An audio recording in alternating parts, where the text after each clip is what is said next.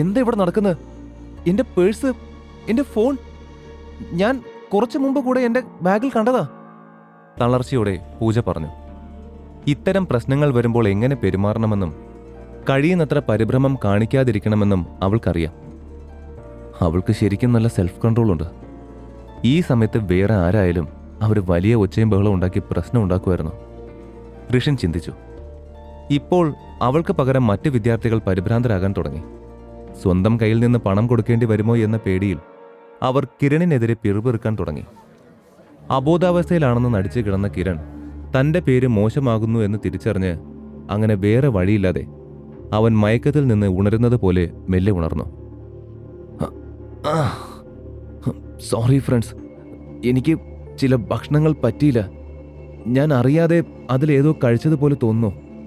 അവൻ ക്ഷീണമുള്ളതുപോലെ അഭിനയിച്ചു. നിങ്ങളെല്ലാവരും എന്താ ഇപ്പോഴിവിടെ നിൽക്കുന്നത്? വീട്ടിലേക്ക് പൊയ്ക്കോളൂ. ഇപ്പോൾ തന്നെ സമയം വളരെ വൈകി. ഞാൻ ബില്ല് എമൗണ്ട് കൊടുക്കട്ടെ. നമുക്ക് എല്ലാവർക്കും നാളെ ക്ലാസ്സിൽ കാണാം. അവൻ പെട്ടെന്ന് സിറ്റുവേഷൻ കൈകാര്യം ചെയ്തു. ഇപ്പോൾ താൻ ആ തുക നൽകിയില്ലെങ്കിൽ തന്റെ പദ്ധതി ആകെ തകിടമറിയുമെന്ന് അവന് തോന്നി. അതിനാൽ എങ്ങനെയെങ്കിലും ഇത് സ്വയം നേരിടാൻ അവൻ തീരുമാനിച്ചു. ഫൈനൽ എമൗണ്ട് എത്രയാ? കിരൺ ചോദിച്ചപ്പോൾ വെയിറ്റർ തുക പറഞ്ഞു. അത് കേട്ടതും അല്പ വിഷമിച്ച മുഖത്തോടെ കിരൺ പറഞ്ഞു, ഓ, അതൊന്നും വലിയ കാര്യമല്ല. പക്ഷേ ഇപ്പൊ എന്റെ കയ്യിൽ അത്രയും തുകയില്ല. നിങ്ങൾ വിഷമിക്കണ്ട, ഞാൻ അച്ഛനോട് പൈസ അയക്കാൻ പറയാം. അവൻ അച്ഛനെ വിളിച്ചു. അവന്റെ അച്ഛൻ വൻതോതിൽ എക്സ്പോർട്ട് ഇമ്പോർട്ട് ബിസിനസ് ചെയ്യുന്ന ആളാണ്. അവൻ ഫോൺ വിളിച്ചപ്പോൾ അവന്റെ അച്ഛൻ എടുത്തു. ഉടൻ തന്നെ കിരൺ പറഞ്ഞു, അച്ഛാ, ബിസിയാണോ? എനിക്ക് 5 ലക്ഷം രൂപ പെട്ടെന്ന് അയച്ചു തരാമോ? അവനൊരു പുഞ്ചിരിയോടെ ചോദിച്ചു. മറ്റേ അറ്റത്ത് അച്ഛൻ എന്തൊക്കെയോ ചോദിച്ചു. അല്ലച്ചാ, ഞങ്ങൾ ഫ്രണ്ട്സ് എല്ലാവരും കൂടെ ഭക്ഷണം കഴിക്കാൻ വന്നതാ. ഒരു 5 സ്റ്റാർ ഹോട്ടലിലാണ് വന്നത്.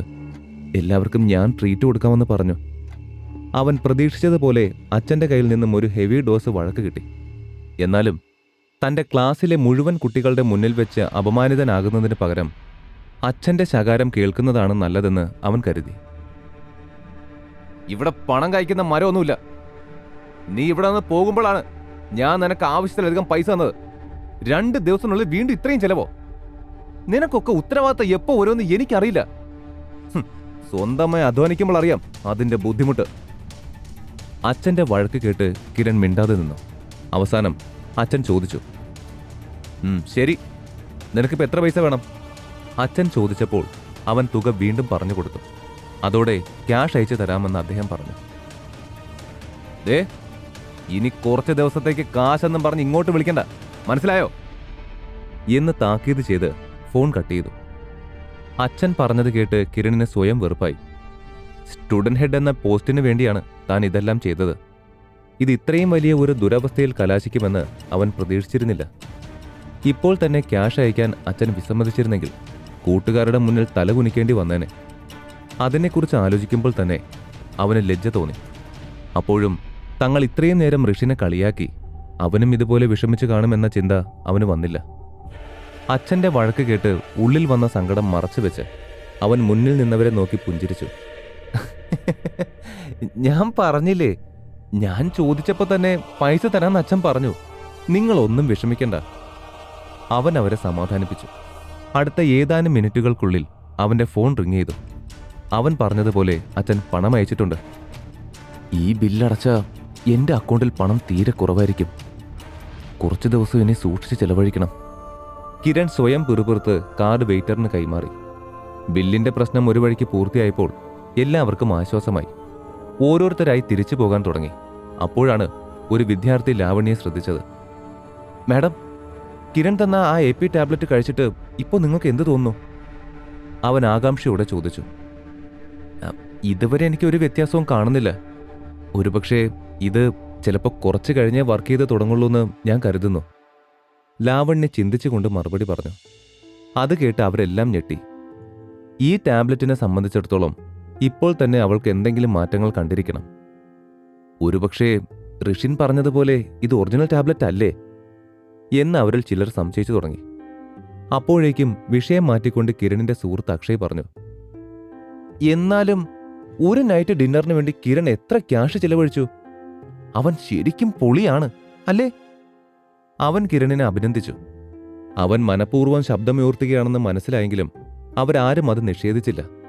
അവസാനം താൻ വിചാരിച്ചത് തന്നെ സംഭവിച്ചുവെന്ന് മനസ്സിലാക്കിയ കിരൺ ഒന്ന് ശ്വാസം വിട്ടു. വിജയകരമായ ഒരു ഡിന്നർ പാർട്ടിയായി അത് അവസാനിച്ചു. അവരെല്ലാം പരസ്പരം നന്നായി പരിചയപ്പെട്ടു.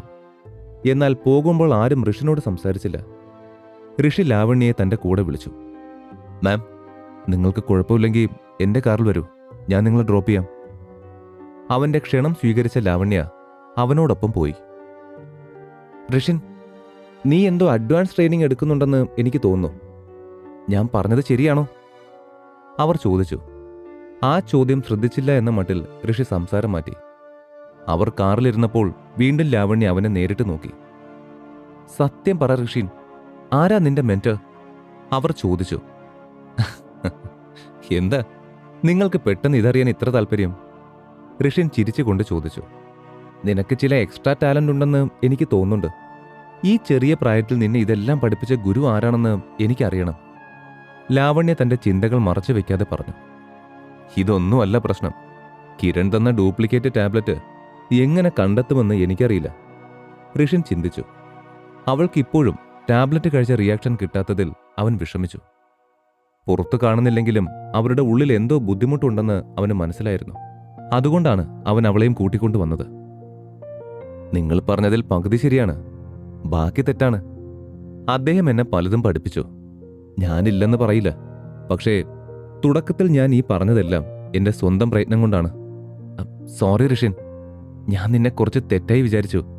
ഹെർബൽ മെഡിസിന്റെ കാര്യത്തിൽ നീ ഇപ്പൊ തന്നെ ഒരു ലെവലിലാണെന്ന് എനിക്ക് തോന്നുന്നു. ഈ സമയത്ത് കൂടുതൽ പ്രയത്നിച്ചാൽ ഫൈനൽ എക്സാമിൽ നിന്നെ വെല്ലാൻ ആർക്കും കഴിയില്ല. ആത്മവിശ്വാസം നൽകുന്ന തരത്തിലാണ് ലാവണ്യ സംസാരിച്ചത്. അതിന് ഇനിയും ദിവസമുണ്ട്, അപ്പോ നോക്കാം മാഡം. ഋഷിൻ നിസാരമായി മറുപടി പറഞ്ഞു. അതിന് മറുപടിയായി ലാവണ്യ എന്തോ പറയാനിരിക്കുകയായിരുന്നു. പെട്ടെന്ന് അവളുടെ മുഖം വിളറി. അവളുടെ നെറ്റിയിൽ വലിയ വിയർപ്പ് തുള്ളികൾ രൂപപ്പെട്ടു. അവൾക്ക് തളർച്ച അനുഭവപ്പെടുന്ന പോലെ തോന്നി. വണ്ടി ഓടിക്കുന്നതിനിടെ ഋഷിൻ അവളെ നോക്കി. എന്തുപറ്റി മാഡം? സുഖമില്ലേ? എന്തെങ്കിലും ബുദ്ധിമുട്ടുണ്ടോ? അവൻ ചോദിച്ചു. എനിക്ക് കുഴപ്പമൊന്നുമില്ല. നീ റോഡ് നോക്കി വണ്ടി ഓടിച്ചാൽ മതി. കിരണിനെ പോലെ ഞാൻ അവിടെ നിന്ന് കഴിച്ചതിൽ എന്തോ കുഴപ്പമുണ്ടെന്ന് തോന്നുന്നു. അത്രയേ ഉള്ളൂ. ശരിക്കും? ഋഷിൻ വിശ്വാസം വരാതെ അവളെ നോക്കി. ലാവണ്യയുടെ റിയാക്ഷൻ നോക്കിയാൽ ഇതൊരു സാധാരണ ഫുഡ് അലർജിയായി തോന്നുന്നില്ല. എന്നാൽ ലാവണ്യയുടെ സഹകരണമില്ലാതെ അവനൊന്നും ചെയ്യാനും കഴിയില്ല. ഇപ്പോൾ തന്നെ വൈകി ഋഷിൻ, നീ എന്നെ കോളേജ് ക്യാമ്പസിൽ ഇറക്കി തന്നാൽ മതി. അവിടെ ഇറങ്ങിയിട്ട് എനിക്ക് വീട്ടിലേക്ക് പോകണം. ലാവണ്യ ഉറച്ച സ്വരത്തിൽ പറഞ്ഞപ്പോൾ ഋഷിൻ മറ്റൊന്നും പറയാതെ അവരെ ക്യാമ്പസിൽ ഇറക്കി. മാം, സത്യം പറ, ശരിക്കും കുഴപ്പമില്ലല്ലോ? അങ്ങനെ വല്ലതും ഉണ്ടെങ്കിൽ ഇപ്പൊ പറയൂ പ്ലീസ്. ഞാൻ എന്നെ കൊണ്ട് കഴിയുന്ന ഹെൽപ്പ് ചെയ്യാം എന്ന് ഋഷിൻ പറഞ്ഞപ്പോൾ ലാവണ്യ നിരസിച്ച് തലയാട്ടി. എനിക്ക് ഒന്നുമില്ലെന്ന് ഞാൻ പറഞ്ഞില്ലേ, നീ പൊയ്ക്കോ. അവർ കർശനമായി പറഞ്ഞു. അതോടെ വേറെ വഴിയില്ലാതെ ഋഷിൻ യാത്ര പറഞ്ഞു പോയി. അതിനുശേഷം ഏകദേശം 1 മണിക്കൂറിലധികം സമയമെടുത്തു അവന് തന്റെ ഫ്ളാറ്റിലെത്താൻ. ശ്രീലക്ഷ്മി നേരത്തെ ഉറങ്ങിക്കഴിഞ്ഞിരുന്നതിനാൽ അവൻ നേരെ അലമാരയിലുണ്ടായിരുന്ന കുറച്ച് പുസ്തകങ്ങൾ എടുത്തു തുറന്നു. ലാവണ്യ ഏതുതരം ടാബ്ലറ്റാണ് കഴിച്ചതെന്നറിയാൻ ഋഷിൻ ആ ടാബ്ലറ്റിന്റെ നിറവും അതിൽ നിന്നുള്ള മണവും അടിസ്ഥാനമാക്കി അതിൽ തിരയാൻ തുടങ്ങി. അല്പസമയം കൊണ്ട് അവൻ ആ മരുന്ന് തിരിച്ചറിഞ്ഞു. അത് NP ടാബ്ലറ്റാണ്. ഭാഗ്യവശാൽ ഇതുകൊണ്ട് ജീവന് ഭീഷണിയല്ല. പക്ഷേ അത് AP ടാബ്ലറ്റിന് നേർ വിപരീതമായാണ് പ്രവർത്തിക്കുക. ലാവണ്യ ഇത്രയും ദിവസത്തെ പരിശീലനത്തിലൂടെ നേടിയെടുത്ത ശരീരബലം അത് നഷ്ടപ്പെടുത്തുമെന്ന് അതിൽ പറഞ്ഞിരിക്കുന്നത് കണ്ടപ്പോൾ ഋഷിന് മനസ്സിലായി. അവന് വിഷമം തോന്നി.